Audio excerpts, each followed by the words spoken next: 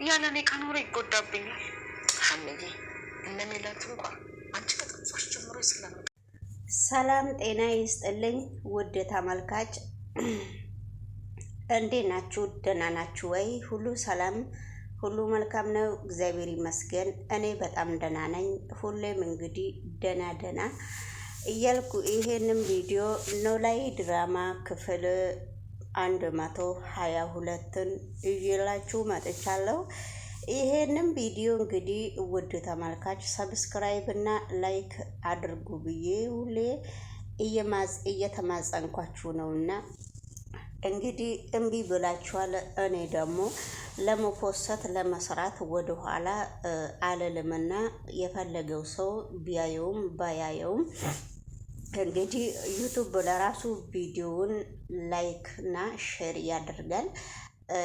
ለራሱ ዩቱብ ከወደደው ማለት ነው። እና ዩቱብም አልወደደውም ይመስለኛል። እንግዲህ ሼርም አድርጎ አያቅም። እንግዲህ ወደ ገደለው ቪዲዮ አብረን እንሄዳለን ማለት ነው።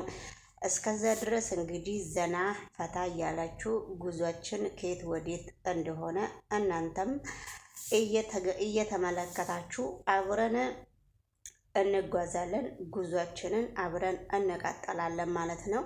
ኖላዊ ድራማ እንግዲህ እየተወደደና እየተከበረ ብዙ ነገሮች ከነሱ ስር የምንማረው ድራማ ሆኖ ቁጭ ብሏል እና እንግዲህ ውድ ተመልካች ቸምሱና ጆሮ አብረው ወደ ጎዳና ወደ ዶሯቸው አብረው ሊመለሱ ነው ተብለው እንግዲህ አቶ ኖላዊ እየተነፈሰ ነው። ለምንድን ነው? እንዴት ነው? ወዴት ነው? ኬት ነው ሲባል እንግዲህ ምንም ቦታ የላቸውም እየተባለ ነው።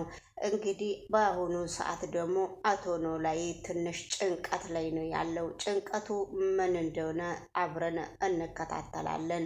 እንግዲህ ጭንቀቱ ሀና ከቤተሰቦቿ ጋራ ተጋይታ ወደ አቶ ኖላዊ ተመልሳ እኔ ከእንግዲህ በኋላ ከአባዬ ጋራ ነው መኖር የምፈልገው እንጂ ከነኚህ ሰዎች ጋራ መኖር አልፈልግም ብላ ሀና እንግዲህ ወደ አባቷ መቀላቀል ትፈልጋለች።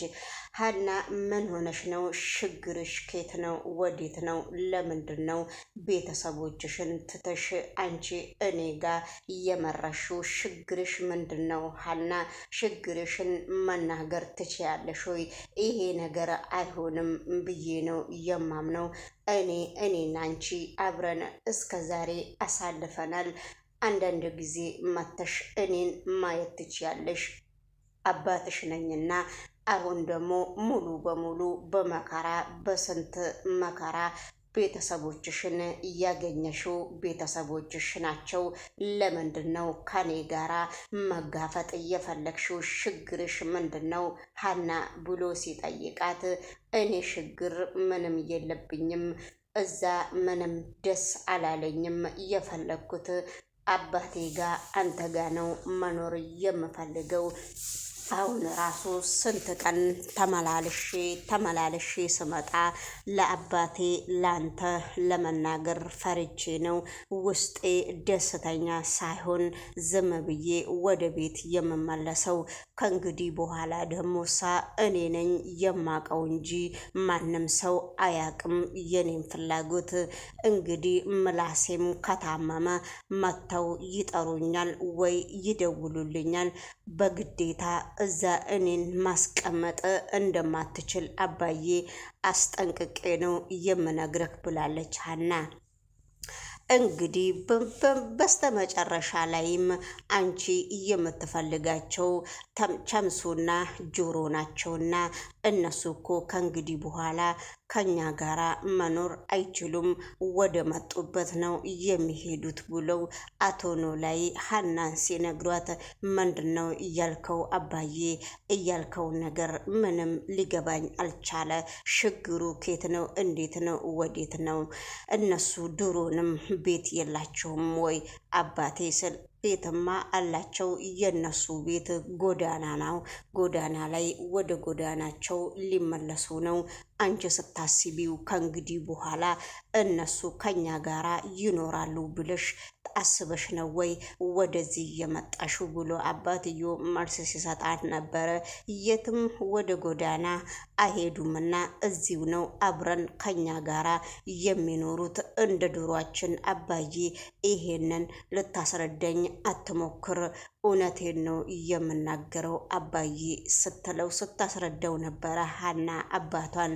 አባቷ ግን እንግዲህ እኔ ተረድቻለሁ፣ ሁሉንም ነገር ተረድቻለሁ። ስለተረዳው አንቺ ደግሞ እኔ የምልሽን ነገር ስለማትረጅኝ እንግዲህ ሞክሪው፣ እኔ ከእንግዲህ በኋላ እማቀው ነገር የለም ብሎ ነው መልስ የሰጣት። በጣም ነው እንግዲህ እሺ፣ ለማንኛውም ሽሮዬን ሰርቻለሁ፣ እራት አብረን እንብላ አባዬ፣ ሽሮዬ እየተንተከተከች ነው ብላ እንግዲህ ምግቡን ስታቀራርብለት ነበረ ለአባቷ።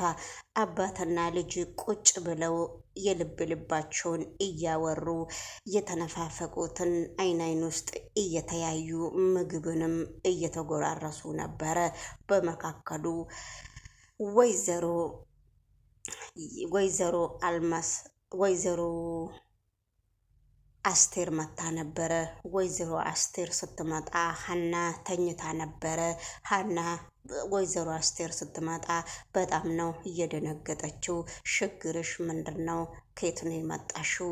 ሳትነግሪኝ ወይ ሳትደውይልኝ የኔም ቤት አድራሻውን እየታወቀሽ ነው የመጣሽው እርሶ ብላ ስትጠይቃት፣ በመጀመሪያ ደረጃ ስላየሁሽ በጣም ነው ፈጣሪን የማመሰግነው። ሲቀጥል ደግሞ አነጋገርሽን እስከ መቼ ድረስ ነው እርሶ የምትይኝ? አንቺ በይኝ እኮ እኔም እናትሽ ነኝ ብላ ስታስረዳት ነበረ። እሺ ብላ ተቀብላ ነበረ ጥፋቷን። ሀና በመካከሉ ላይ ቁጭ በይ ስትያት ነበረ። ቁጭ ስትል አንዳንድ ነገር ለምንድን ነው ከዛ ቤት እየወጣሽው? ችግርሽ ምንድን ነው? አባትሽ ጋር የመለሰሽ ስትላት፣ እናቴም ችግሩን መናገር አልፈልግም፣ እናቴም ምንም በማታውቀው መንገድ ነው እየታሰረችው፣ ችግሯን ልረዳ ማንም ሊያስረዳኝ አልቻለም፣ ቤቱ ውስጥም ትንሽ እንቅፋት አጋጥሞኝ ነበረ፣ ስለዚህ አባዬ ጋር መኖር ነው የምፈልገው ብላለች ሀና። ነገር ግን ለምንድን ነው ማን ነው እዚህ ቤቴ እያመጣች ስትላት፣ ሰላሚና ነበረች። ሰላሚና ታዲያ ካመጣችሽ ለምንድን ነው ጎራ ያላለችው? ሰላም ለምንድን ነው እያላለችኝ ብላት ነበረ። ግን ሰላሚና ስለምትቸኩል ነው እኔው ነኝ አትግቢ ብዬ እየከለከልኳት፣ ለዛ ነው የሄደችው ብላ ወይዘሮ አስቴር መልስ ሰጥታ ነበረ። ነገር ግን ሀና እነሱ ጋር መቀመጥም መኖርም አቶ ኖላዊን እንደምትፈልግ ነው የተናገረችው። በስተ መጨረሻ ላይ እንግዲህ አቶ ቸምሱ መጥቶ እሷ ጋር ቁጭ ሲል ምንድን ነው ከዚህ የምታረጊው ሲላት፣ ሲጠያየቁ እሺ አንተ እንኳን ደህና መጣክ ስትለው፣ እሺ እኔ አሁን ልሄድ ነው፣ ብዙም እንደ ድሮ ቁጭ ብዬ ከአንቺ ጋራ የማወራበት ጊዜ ስለሌለኝ እቀፈኝና ልሂድ ብለዋል። ከዛ አቀፈችውና ተነስቶ ቸምሱ ወጥቷል። በነገራችን ላይ ወይዘሮ ሜላትም በየእስር ቤት ቁጭ ብላ እንደሷ ከታሰሩ ከወንጀለኞች ጋር እከኳን እያከከች ነው። ስራ ስትፈታ እንግዲህ በየቀኑ እያቀረባቸው አንቺ ለምን ታሰርሽ? አንተ ለምን ታሰርክ? ጥፋትህ እኮ ትንሽዬ ነው። ለምንድን ነው እንደዚህ ያደረግከው? እንደዚህ ያደረግሽው አትመስሊም። ደናት ልጅ ምንም ወንጀል እየሰራሽው እኮ አትመስሊም ብላ እንግዲህ ጨዋታ እየተጫወተች ነው። በነገራችን ላይ ወይዘሮ ማለት አንዳንድ ጊዜም እየተጃጃለች ነው። እንግዲህ እናቷም ምን ላይ ደረሽ ልጄ ብላ ልትጠይቃት ስትሄድ ነበረ። እናቷ እዛ ከሄደች በኋላ እንደው ልጄ እረፊ፣ ጓደኛ አይወጣልሽም ብዬ እየነገርኩሽ ዞረሽ እንግዲህ እስር ቤት በመግባትሽ በጣም ነው የማዝነው ብላ እንግዲህ እናታቸው ስታዝንባት፣ እማዬ ደግሞ አንቺ እኔ እኮ ምንም ባላጠፋው ነው እየታሰርኩት ለተወሰነ ጊዜ ነው እንጂ እወጣለሁ። አንቺ ግን ለምንድን ነው እንደዚህ የምታዝኘው? እኔ እኮ ትንሽዬ ልጅ አይደለውም ትልቅ ሰው ነኝ ብላ ስታናግራት ነበረ።